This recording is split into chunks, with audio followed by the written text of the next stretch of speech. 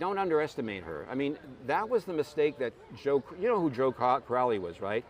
That was the mistake that he and his people made. They underestimated her. That was a fatal mistake. Don't underestimate AOC. It would be an honor to be able to vote for Congresswoman Ocasio-Cortez for president. Absolutely, we stand with her.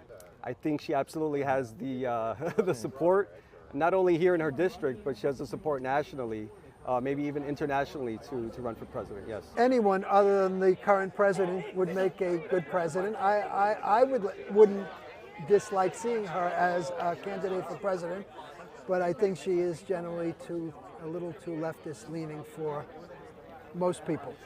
Not necessarily myself, but most people.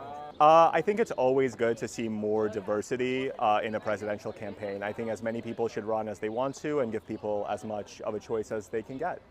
So I'd be happy to see that, yeah. Hey, I wish her good luck. You know, she's one of the most successful politicians of this generation, so I want to keep seeing how that goes.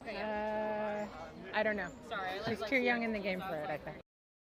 Congresswoman Ocasio-Cortez has been a stellar congresswoman and representative for our community.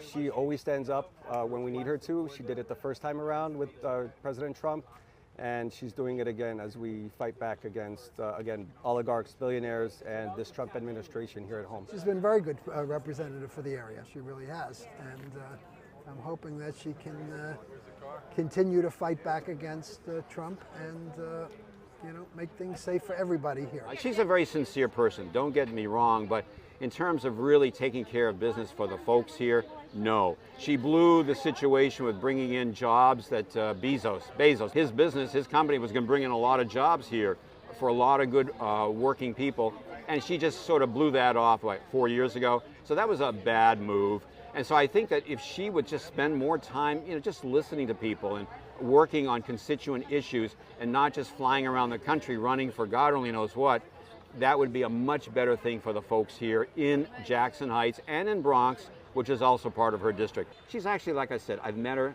very charming person, just a very gracious person, but she has a winning personality, she really does, but she's wrong on the issues, and don't underestimate her.